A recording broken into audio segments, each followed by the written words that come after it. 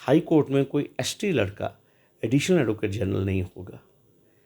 जब एक पहाड़ी लड़का, एक सिख लड़का, एक ओबीसी, एक शेड्यूल कास्ट लड़का, अभी मैंने थोड़ी देर पहले एक इंटरव्यू में कहा था कि अकरम साहब जो हैं 1929 के बाद पहले मुस्लिम हाई कोर्ट जज बने जी। इस जम्मू खित्ते से कहते हैं। क्या एक सिख जज नहीं बनना चाहिए इस हाई कोर्ट में? क्यों रिकमेंड नहीं होते? क्या एक शेड्यूल कास्ट यहाँ पे जज नहीं बनना चाहिए? क्या ओबीसी से जज नहीं बनना चाहिए?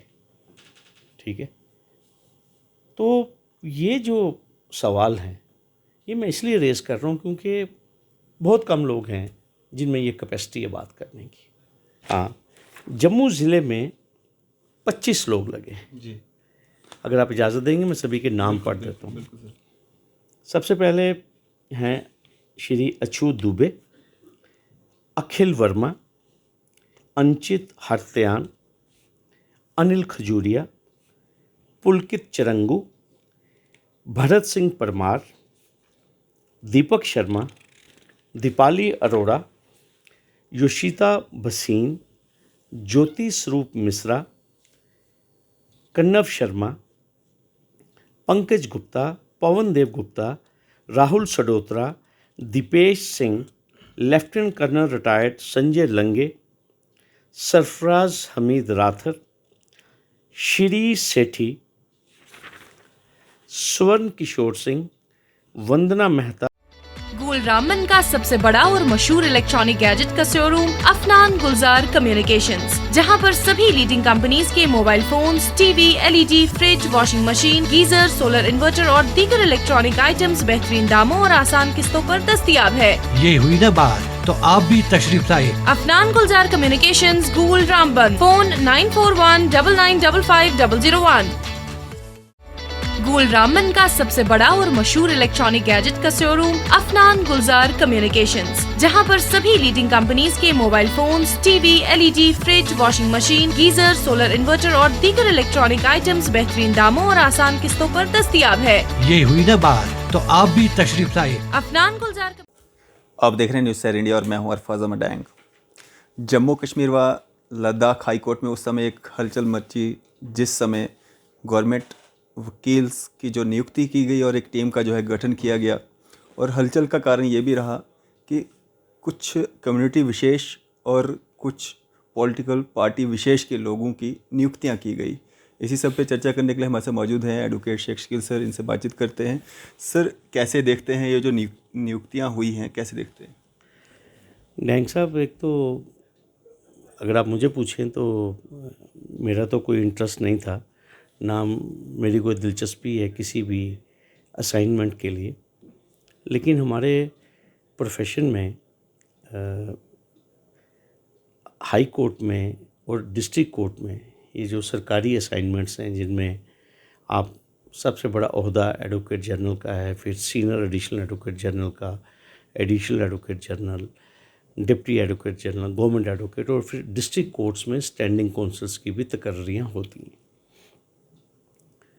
जो भी सरकार आती है, हर सरकार की यही कोशिश होती है कि जो सरकार के साथ मुंसलिक लोग हैं उन्हीं लोगों को ज़्यादा तौर पर एकोमोडेट किया जाता है जी।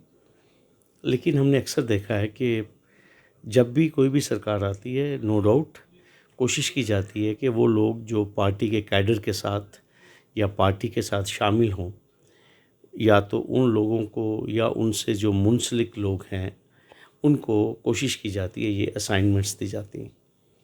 लेकिन हमने देखा जितनी भी पिछली सरकारें भी थी, एक कोशिश यही होती थी कि एक वाइडर रिप्रेजेंटेशन या पार्टिसिपेशन तमाम समुदाय के लोगों के साथ। जी। जैसे अब हमारी जम्मू हाई कोर्ट है तो इसमें हम जम्मू को तो एक गुलदस्ता कहते ही हैं, बिल्कुल। ठीक है। यहाँ पे हिंदू, मुस्लिम, सिख, क्रिश्चियंस, ईसाई, हमारे और भी कुछ समुदाय हैं, तो सभी एक मिलजुल कर एक टीम बनती थी। अभी बड़ी इंटरेस्टिंग बात है कि कल हमारी हाई कोर्ट में जम्मू कश्मीर सरकार ने कोई 6 सरकारी वकीलों की नियुक्तियां की। जी। एक तो सबसे पहले जितने भी नए लोग नियुक्त हुए हैं, मैं उनको दिल की गहराइयों से मुबारकबाद पेश करना चाहता हूँ। उसमें हमारे जम्मू से मेरे क्लास फेलो, मेरे बड़े अजीज़ दोस्त रंजीत सिंह जम्वाल जी जो एडिशनल एडवोकेट जनरल बने हैं। इसके अलावा दिवाकर जी हैं, हुनर गुप्ता जी, फिर उसके अलावा ईशान ददेची और भाटिया साहब के फर्जंद हैं सुमित भाटिया जी। इन हमारे अपने लोग हैं ये सारे, ऐसी बात नहीं है। इसके साथ साथ हमारे कुछ चंद वकला थे जो यहाँ पे हाई कोर्ट में, जैसे हुसैन अहमद सिद्दीकी साहब थे, वो सीनियर एडिशनल एडवोकेट जनरल की पोस्ट पे थे। एजाज़ लोन साहब थे, फ़ारूक अहमद नटनू थे और जमरोद सिंह एक और एडवोकेट थे, प्लस असीम सानी साहब हमारे एडिशनल एडवोकेट जनरल थे। तो सुनने में यही आया कि सरकार नए लोगों को लाना चाहती थी, तो इन लोगों को कहा गया कि आप अपने इस्तीफ़े पेश करें, यही एक ज़ाब्ता है जी। तो अच्छी बात है। नए लोगों को मौका भी मिलना चाहिए, तभी नए लोग सीखेंगे भी। अब आप देख लीजिए कि एजाज़ लोन साहब, फ़ारूक नटनू साहब, सिद्दीकी साहब और इससे पहले अरशद मजीद मलिक भी जो थे, जो हमारे जम्मू खित्ते में हमारे मुस्लिम समुदाय की रिप्रेजेंटेशन करते थे। हमारे भाई जमरोद सिंह, वो सिख समुदाय की रिप्रेजेंटेशन करते थे। तो जम्मू बार में एक अच्छी खासी तादाद हमारे ओबीसी लॉयर्स भी हैं जो अदर बैकवर्ड क्लासेस से आते हैं। हमारे यहाँ शेड्यूल कास्ट भी हैं, उस बिरादरी से भी लोग हैं। इसी तरह सिख समुदाय से भी आते हैं। अब तो हमारे एक अच्छी खासी तादाद शेड्यूल ट्राइब जो हमारे गुज्जर भाई हैं, इसके अलावा पहाड़ी भी हैं, और भी आप समझ लीजिए एक बहुत बड़ा तबका जो है हमारे कश्मीरी पंडित बिरादरी भी है। कोई 150 से लेकर 200 के करीब हमारे कश्मीरी पंडित वकील जो हैं वो भी यहाँ पे प्रैक्टिस करते हैं जी। कल जो डेवलपमेंट हुई, आप देख लीजिए, एक तो एक ही सिख लॉयर थे जमरोद सिंह, उनसे इस्तीफ़ा लिया गया। उसके अलावा जो हमारे 3 मुस्लिम समुदाय के वकील थे जिनका मैंने अभी नाम लिया, फिर उसके अलावा उनकी जगह 6 लोगों की नियुक्तियां की गई हैं। जिस तरह मैंने आपको पहले कहा, हमें तो कोई शिकायत नहीं, ना ही कोई ग्रौस है, लेकिन मैं अक्सर एक चीज़ कहता हूं कि है तो ये सरकार का प्रेरोगेटिव है जी। लेकिन बार बार हमारे यहाँ पे एक चर्चा का विषय ज़रूर बना है कि जब स्टेट एक्सचेकर से, जब सरकारी ख़जाने से पेमेंट की जाती हैं, तो ये नियुक्तियाँ कैसे होनी चाहिए, क्या प्रोसीजर होना चाहिए। जी। और दूसरी बात ये कि क्या सिर्फ जो लोग सरकार के साथ मुंसलिक हैं, क्या सिर्फ उन्हीं लोगों को ही कंसीडर किया जाना चाहिए?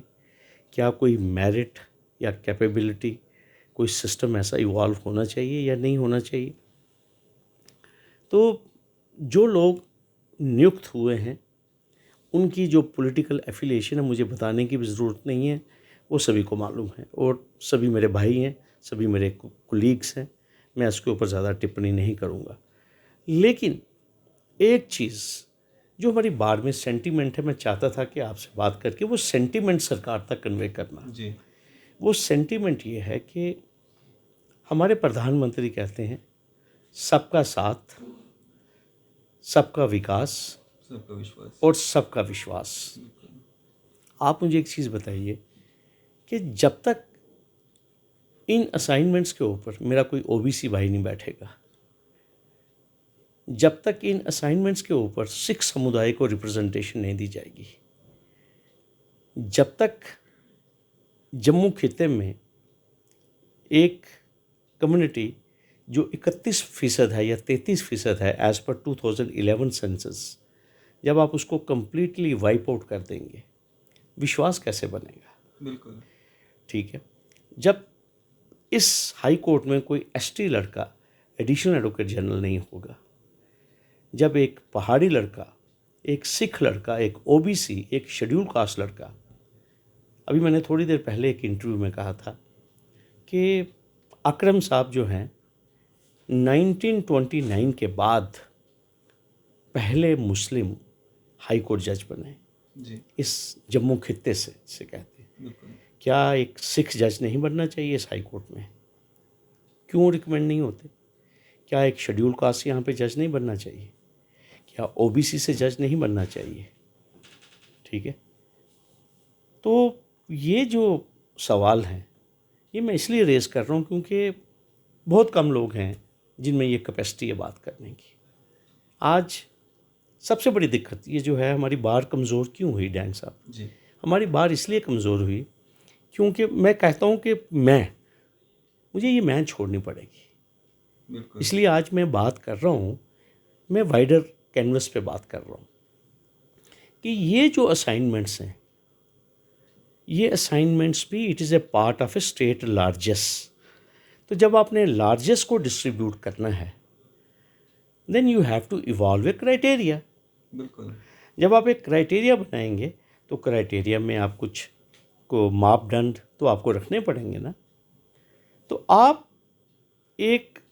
आपने ठीक है, सिद्दीकी साहब काफ़ी अरसा से काम कर रहे थे, एजाज लोन साहब को तो भी बहुत कम वक्फा हुआ था, फारूक नटनू साहब जिसे कहते हैं बहुत दूर दराज इलाके से आते हैं और सभी लोग मालूम है कि उनकी कितनी हम्बल बिगनिंग है।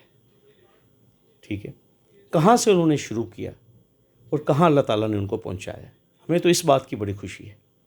लेकिन अगर आपको मुतबादल चाहिए था, अल्टरनेट चाहिए था, तो काफ़ी लोग हैं बाहर में। ठीक है, तो मेरी आपके माध्यम से मेरा यही पॉइंट है कि आप सुप्रीम कोर्ट देख लीजिए, 24 या 29 जज हैं, वहाँ क्रिश्चियंस भी जज होता है, मुस्लिम समुदाय के भी जज होते हैं, हिंदू भी हैं और सिख भी हैं। क्यों? क्योंकि पूरे वर्ल्ड ओवर में हम ये मैसेज देते हैं कि सिर्फ सेकुलर दिखाने को नहीं है, वाकई ही हम सेकुलर हैं। ठीक है, तो मेरा यही मैसेज है, मेरी कोई किसी से शिकायत नहीं है। मैंने आपको पहले ही कहा, मैं तो वैसे ही इंटरेस्टेड नहीं हूँ। ठीक है, लेकिन मैं उन लोगों की बात ज़रूर करूँगा जो लोग कंसिडरेशन चाहते हैं। मैं तो आज तक किसी भी सरकारी टीम में या कोई भी हुकूमत रही और ना ही मैंने कभी किसी को कहा कि आप मुझे सरकारी वकील बनाइए, मुझे बनना भी नहीं है। ठीक है, लेकिन इस तरीके से पर्टिकुलरली उस सरकार में जो सबका विश्वास जीतना चाहती है, तो मैं लेफ्टिनेंट गवर्नर साहब को या हमारे जो एडवाइज़र हैं जो लॉ को डील करते हैं या जो हमारे लॉ सेक्रेटरी हैं, मेरी उनसे यही गुजारिश रहेगी कि जब भी वो इस किस्म का फेर बदल करते हैं, इस चीज़ का ज़रूर ध्यान रखिए। ठीक है, जो सियासी लोग हैं जिन्होंने काफ़ी वक्त दिया है, उम्र दी है, उनकी खिदमात हैं, उनके पेरेंट्स की खिदमात हैं, उनके बाप दादा की खिदमात हैं, लेकिन उसके साथ कोई ऐसा भी ज़ाब्ता बनाएं कि जो लोग मेरिटोरियस हैं, those who are burning their midnight oil, आप उनको भी मौका दीजिए ना। वो भी, क्योंकि देखिए, जब तक आप किसी एक्टर को काम नहीं देंगे, वो अपनी कला किसको दिखाएगा? आज मेरी इस बार में 3000 वकील हैं। जब तक आप किसी एडवोकेट को ब्रीफ नहीं देंगे, या मेरे चैम्बर में अगर 12-14 साथी मेरे साथ काम कर रहे हैं, मैं एक ही साथी को अगर काम दूंगा तो जो बाकी 10 साथी हैं दे विल फील डिप्राइव्ड। बिल्कुल। जब तक मैं उनको भी ब्रीफ नहीं दूंगा, जब तक मैं उनके साथ भी डिस्कशन नहीं करूंगा, how they will come up. तो लिहाजा ये बिल्कुल भी ना यह समझा जाए कि शेख शकील को कोई खारिश है या शेख शकील को कोई जेलसी है। कोई जेलसी नहीं है, मुझे अल्लाह ने बहुत कुछ दिया है। ठीक है, और मुझे कुछ नहीं चाहिए। लेकिन मेरे वो साथी जो किश्तवाड़ से हैं, मेरे वो साथी जो बनी से आए हुए, मेरे वो साथी जो मेंढर से हैं, मेरे वो साथी जो मंडी से हैं, मेरे वो साथी जो दूर दराज डुडू बसंतगढ़ से हैं और जिनका कोई सियासी वसीला नहीं है, जो किसी सियासी जमात का हिस्सा नहीं है, क्या उनका सर्वाइवल लीगल प्रोफेशन में होगा? मेरा ये सवाल है। तो जो मैसेज रिट लार्ज है, जो message writing on the wall है, वो यही है कि अगर आपको जज बनना है तो आपको सियासी वाबस्तगी रखनी पड़ेगी। अगर आपको कोई असाइनमेंट लेनी है लीगल प्रोफेशन में तो आपको किसी न किसी सियासी जमात से, और अगर इस दौरे हुकूमत में तो एक मखसूस जमात के साथ आपको शामिल होना पड़ेगा। तो ये जो एक ट्रेंड है, ये मैं चाहता था कि इसके ऊपर बात तो हो। जिसने मेरे ऊपर जो कीचड़ फेंकना है, जो मुझे क्रिटिसाइज़ करना है, मैं उसको फेस करने के लिए बिल्कुल तैयार हूँ डैंग साहब, और मुझे मालूम है मेरा क्रिटिसिज्म होगा भी, लेकिन मैंने कभी इस चीज़ की परवाह नहीं की। क्यों? क्योंकि मैंने आपको पहले ही कहा कि जो लोग लगे हैं मैं उनको मुबारकबाद पेश करता हूँ, ठीक है। लेकिन मेरा जो मुद्दा है वो ये है कि हम थोड़ी शुरुआत करें एक क्राइटेरिया की ओर, एक सिस्टम की ओर, ठीक है। तभी हम लोग इस सिस्टम को बचा पाएंगे। सर, डिस्ट्रिक्ट कोर्ट्स की अगर हम बात करें, वहाँ पे भी कुछ तब्दीली देखने को मिली है क्या? वहाँ पे वो तरीका अपनाया गया है जो तरीका अपनाया जाना चाहिए था? देखिए, आज डिस्ट्रिक्ट के हमारे स्टैंडिंग काउंसिल्स की लिस्ट आई है डैंग साहब, बड़ी मज़ेदार। मैं आपको आपने मुझे अच्छा किया याद करवा दिया। ये गवर्नमेंट आर्डर है 5886 जी। आज 23 का मेरे छोटे भाई अचल सेठी साहब ने निकाला है जम्मू कश्मीर सरकार की तरफ से। ये मैं आपके माध्यम से शेयर करना चाहता हूँ जी। ये कोई 26 लोग हैं। एक सेकंड, हाँ, जम्मू ज़िले में 25 लोग लगे हैं। जी। अगर आप इजाज़त देंगे मैं सभी के नाम पढ़ देता हूँ। सबसे पहले हैं श्री अछूत दुबे, अखिल वर्मा, अंचित हरत्यान, अनिल खजूरिया, पुलकित चरंगू, Bharat Singh Parmar, Deepak Sharma, Deepali Arora, Yoshita Bhasin, Jyoti Swaroop Mishra, Kannav Sharma, Pankaj Gupta, Pawan Dev Gupta, Rahul Sadotra, Deepesh Singh, lieutenant colonel retired Sanjay Lange, Sarfaraz Hamid Rather, Shri Sethi, Swarn Kishore Singh, वंदना मेहता, वरुण कोतवाल, रविंदर शर्मा, वागीश गुप्ता, सुषमा शर्मा, अर्जुन मेंगे। एक तो 25 लोग हैं जिनको स्टैंडिंग काउंसिल यहाँ पे जम्मू कोर्ट्स के लिए बनाया गया है, अलग अलग डिपार्टमेंट्स के लिए। और हमारी इस पूरी बार में से जहाँ तक तो मुस्लिम समुदाय का ताल्लुक़ है, एक सरफराज हमीद राथर जो हैं बड़े खुशकिस्मत हैं जिनका नाम इस लिस्ट में आया है। इसके अलावा मुझे लगता नहीं कि इसमें कोई एससी कैटेगरी का है या कोई ओबीसी से किसी को नुमाइंदगी दी गई है या किसी को एसटी, पहाड़ी या सिख समुदाय से, और क्रिश्चियंस तो बिल्कुल ही सफाई हो गई है जिसे कहते हैं। तो मेरा सिर्फ इतना ही पॉइंट है कि आप या तो कोई इंटरव्यू कंडक्ट हुआ होता है, इंटरव्यू तो हुआ नहीं किसी का, कोई सिलेक्शन कमेटी तो बनी नहीं, ठीक है। ये तो बस वही जिस तरह मैंने आपको कहा खडो-खड प्रोग्राम है, ठीक है, जिसका सियासी वाबस्तगियाँ दूसरा तीसरा जो भी है सभी ऐसा ही है। मुझे इसमें खुल के बात करने में कोई तकलीफ़ नहीं है, लेकिन क्योंकि मेरी अपनी बिरादरी है तो मेरे अपने भाई लोग हैं, तो इसलिए मैं कोई इसके ऊपर टिप्पणी नहीं मैं करना चाहता। लेकिन वही चीज़ मैं आपको कहना चाहता हूँ कि ये वो सरकार है जो सबके विकास की बात करती है। तो यही मैं चीज़ कहना चाहता हूँ, सबका विकास तभी होगा जब आप सभी को मौका फराहम करेंगे। बिल्कुल, ठीक है। लेकिन जब आप इस तरह से सिलेक्टिवली चलेंगे और चंद मखसूस लोगों का विकास करेंगे तो लोग बात करेंगे। लेकिन सर, गुस्सा और रोष जो है वो बड़े सारे लोगों में देखा, और बैक कैमरा उनके साथ बातचीत हुई, उन्होंने भी ये चीज़ें जो है जाहिर की, लेकिन ऑन कैमरा बोलते नहीं हैं लोग। उसका क्या कारण है? देखिए, बेसिकली लोग डरते हैं डैंग साहब। लोग इसलिए डरते हैं क्योंकि इस टाइम जो freedom of speech and expression है ना, उसके ऊपर बहुत बड़ा असॉल्ट हुआ है। आप देखिए, जिस यूनियन टेरिटरी में भूतपूर्व मुख्यमंत्री के ऊपर पब्लिक सेफ्टी एक्ट लग गया, उससे नीचे की तो मैं बात ही नहीं करूँगा। और साफ तौर पर हमारे जितने भी यंगस्टर्स हैं, मैं इनको ब्लेम नहीं करता हूँ, और अपने कुछ साथियों को भी मैं ब्लेम नहीं करता हूँ जो हमारे बार रूम में बड़ी लच्छेदार डिस्कशंस करते हैं चाय के ऊपर, कॉफ़ी के ऊपर। क्यों?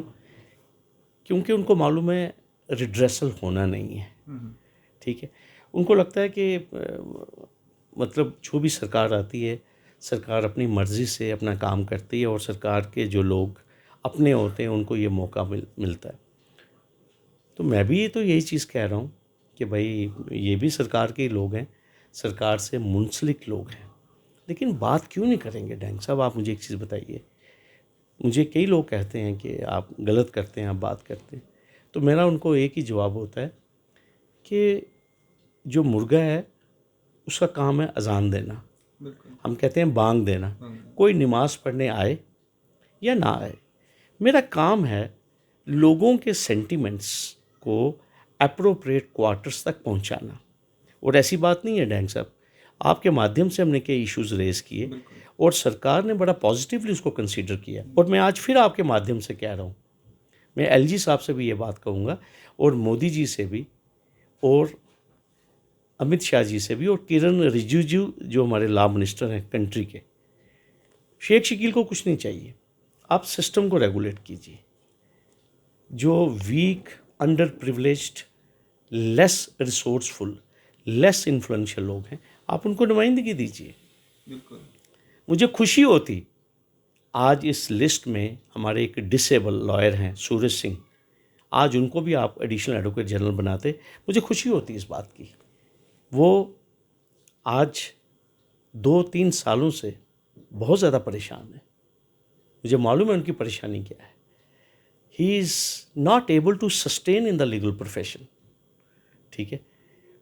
इकोनॉमिक, फाइनेंशियल इश्यूज़ हैं, कोई उस शख्स की आवाज़ नहीं सुन रहा। क्यों?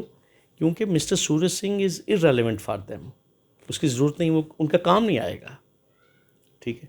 तो ये मैं इसलिए चाहता हूँ कि आपके माध्यम से बात आगे पहुँचती है, और मुझे पूरी उम्मीद है आप देखेंगे डैंग साहब, आपके इस इंटरव्यू के बाद सरकार रेमीडियल मेजर्स इनिशिएट करेगी। आप देखना जो आगे लिस्टें आएंगी, आप देखेंगे सभी को नुमाइंदगी मिलेगी। मेरे सिख भाई भी इसमें आएंगे, ठीक है। हमारे जम्मू से और भी जो मुस्लिम समुदाय के लोग हैं वो भी आएंगे, शेड्यूल कास्ट आएंगे, शेड्यूल ट्राइब आएंगे, पहाड़ी आएंगे, ठीक है, हमारे ईसाई भी आएंगे। ये सभी का हक है। ऐसा नहीं है कि किसी एक पर्टिकुलर समुदाय का हक है या एक पर्टिकुलर पॉलिटिकल पार्टी का हक है। और मैं तो बार बार कहता हूँ कि 1929 के बाद जब से ये हाई कोर्ट बनी है, इस हाई कोर्ट में सिख भी बैठना चाहिए ना बेंच के ऊपर, यहाँ कोई क्रिश्चियन भी तो बैठना चाहिए। अगर आज टाशी साहब हमारे बेंच की शान है, ठीक है, तो एक शेड्यूल कास्ट भी यहाँ पे बेंच पे बैठना चाहिए, एक ओबीसी भी इस बेंच पे बैठना चाहिए। क्यों नहीं रिकमेंड होता? आप मुझे एक चीज़ बताइए, आप मुझे बताइए, मेरे भाई नरेंद्र अत्री में क्या खामी है, राजेश चरगोत्रा में क्या परेशानी है? कोई परेशानी नहीं, बड़ा अच्छा काम कर रहे हैं, ठीक है, बहस अच्छी करते हैं, ड्राफ्टिंग अच्छी है, कानून अच्छा जानते हैं, पवन कुंडल है, कोई कमी नहीं है, तो इनकी भी तो चर्चा चलनी चाहिए। तो यही हमारी बात है। चलो, शुक्रिया सर हमारे साथ बातचीत करने के लिए। Thank you sir. तो ये थे हमारे साथ एडवोकेट शेख शकील साहब। जिस तरह से ये जो मुद्दा है जिस पे हमने आज चर्चा की है, आप लोग जो हैं इस पे अपनी राय जो है वो ज़रूर साझा करें, और ख़ासकर वकला हजरात जो हैं वो ऑन कैमरा बात नहीं कर सकते हैं, उनकी आवाज़ बन के अगर कोई सामने आ रहा है तो कम से कम एक कमेंट करके अपनी राय ज़रूर दें, और वीडियो को ज़रूर शेयर करें ताकि उनकी बात जो है आला हुकाम तक पहुंच सके। इसी तरह की मज़ीद अपडेट्स के लिए आप देखते रहें न्यूज़ शेयर इंडिया। मैं अरफाज़ अहमद डैंग, कैमरामैन शाहनवाज के साथ।